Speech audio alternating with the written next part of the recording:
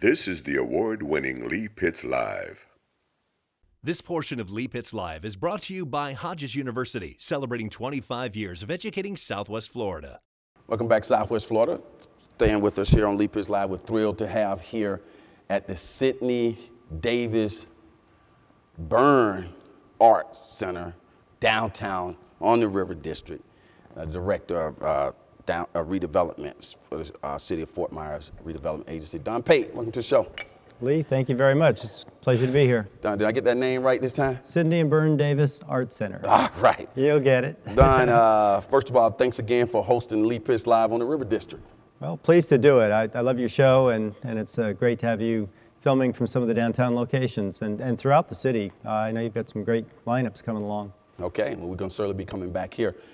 This particular setting, Don, what does it mean to the River District? Well, this building is one of the most historic buildings in town, the old post office built in 1933. And Jim Griffith, through his Florida Arts Organization, has been able to turn it into a very viable performing arts and fine arts center for the community. He has everything from theater, dance, art, music. It's been a tremendous asset. There's activities going on here all the time. It seems like it. Every time I come through, something great is taking place, so we're thrilled to be here. And Jim has been very accommodating. We want to shout out Jim Griffith, who's the president and executive director of the Sidney and Byrne Davis Art Center. It's a mouthful of people. You got it. Don, you stay busy, man. I mean, do you see your work as work or just a passion that you have to see the city become what it has become? It's more a passion. I've been doing this for 28 years, and it's had its ups and downs with the economy over the years. There's sometimes that things take off and other times they slow down, but it's exciting to help transform a city with the help of the city council and the mayors over the years and all the great city staff. But to see the changes and the viability that's come about down here. So it's more than a job. I love going to work every day. You do a great job at it. When you say River District in your mind, somebody came to you and say River District, give us that in a Sesame Street, that in a quick way. How would you describe River District? River District really is just the whole downtown waterfront area, from Billy's Creek on the east end of town all the way down to the Edison Ford Winter Estates on the west side of town. The river, the water is something that people enjoy going to, and so we came up with the River District as more of a marketing theme for the entire area. It's really whatever you want it to be, but generally it's the Billy's Creek down to Edison Ford, and of course all of the downtown core business district. Excellent. What is the latest going on in terms of the old Amtel Hotel on Edwards Drive? Well, it's exciting. After 10 years of that building sitting vacant, it's now fully under construction. If you go over there, they've got the buck hoist up on the outside of the building. They're taking the windows out. They're gutting the inside. So that building is going through a nearly $40 million renovation. It'll be converted into a senior independent living facility for folks 55 and up. I more than qualify. Maybe I'll retire and live there downtown, but it's about 18 months away from completion, but it's now under construction and moving forward. Collectively, that's going to be about a $60 million project when they finish. They'll be adding some assisted living and possibly some memory care, but it's going to be a great addition to downtown. Now, the typical citizen would be able, if they're old enough to seek housing there, that would go through the housing authority? No, this is independent, privately owned, not through the housing authority. It's market rate units, and anybody 55 and up can qualify to apply for a unit there. Because I've stayed in that hotel before, and if you get the right room, man, you got some really good view. I mean, it's like ocean. I mean, that's great plush. Views. It's 24 stories and looks right out on the river. It's and then the back side of the building looks out on the city and downtown, so you got great views from either side. I'm looking forward to driving by there and not just seeing a security guard sitting out there. I'm like, somebody put this to use. Well, you'll see cranes and construction activity over there now, so that's a welcome change. That's excellent. Is the new convention hotel that's going to be adjacent to Harborside, how is that moving forward? Actually, it's moving along very well. We had a little bit of a stall for a while there in trying to secure the final financing. The developer's been working on, it's a $55 million project, and getting the last few pieces of financing in place has been a challenge. So just Monday night, we had a new developer who owns the Westin Hotel in Cape Coral. He bought that recently, $45 million in cash, and he is interested in our hotel, so he's presented a proposal to take over as managing partner and provide all the financing to move that project forward. So we're working out the final details. We hope to go back to City Council October 19th. Okay. But That's nice thing major. is having $45 somebody million that- is serious. It's serious money, yes. When you can write a check for $45 million, yeah, that's a good thing. That's a good thing. Now, for the people who are listening to this all around Southwest Florida, we know where Harborside sits. We know there's a parking lot in the back. Is that where the hotel would be, in that big parking lot, and they would hook it onto Harborside? Exactly. The hotel gets built in the Harborside parking lot, and the hotel project will include a 210-car parking structure also.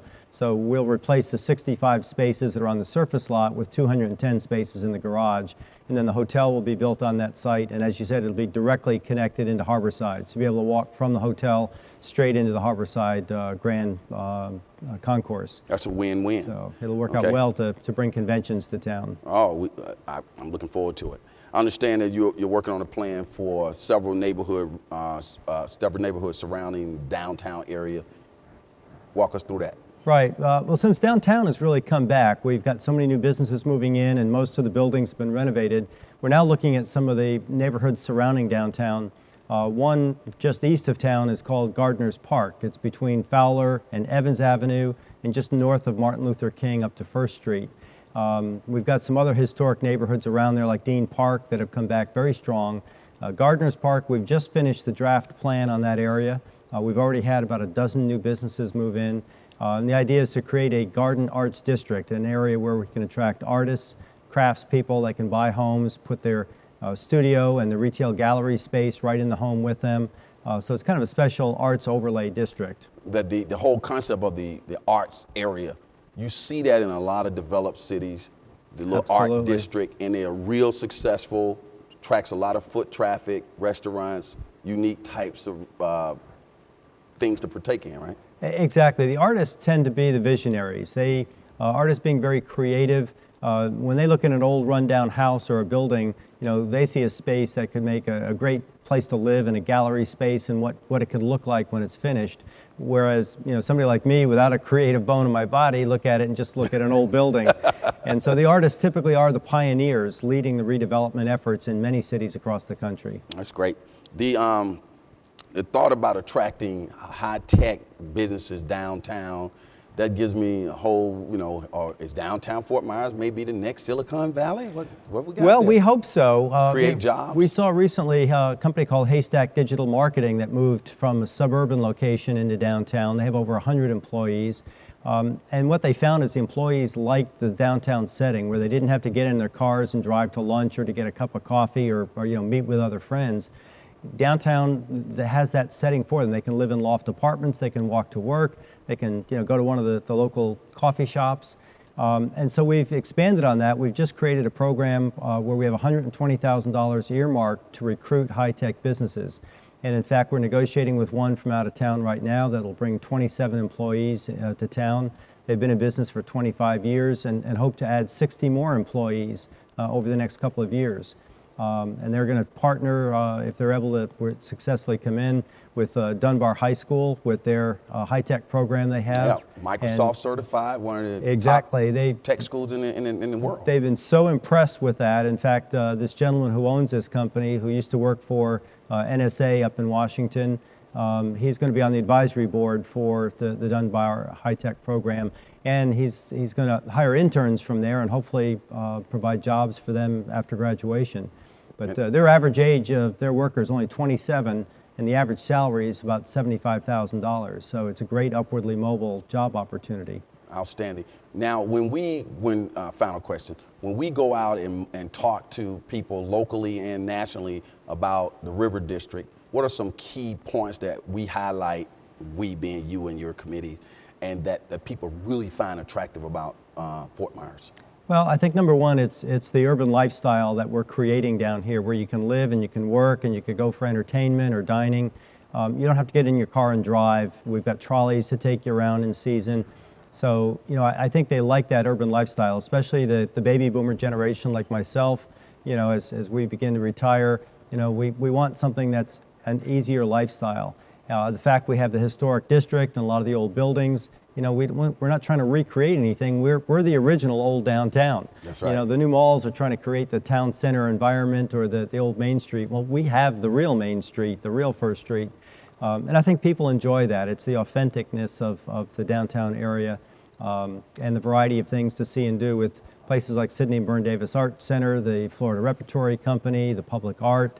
It's just a whole variety of activities within walking distance. I said final question, but I got one more. When the season is in, the traffic, what's the general idea of the amount of traffic that we get downtown Fort Myers when the season? Well, traffic certainly picks up dramatically. This is our slow season right now in August, September, but we'll start seeing the pickup in November, December.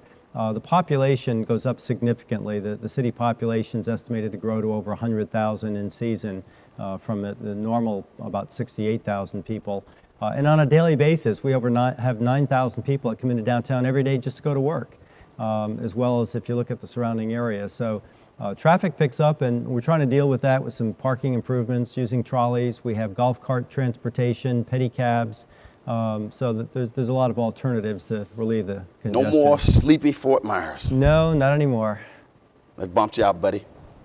Again, thanks for having Lee Good. Pitts here on the Lee Pitts Good to be Live. with you, Lee. Stay right there. As the saying goes on this particular show, for those who say it can't be done, they're usually interrupted by those like Don Paight and all the people who are associated with the River District in downtown Fort Myers. We are at the Sidney Byrne Davis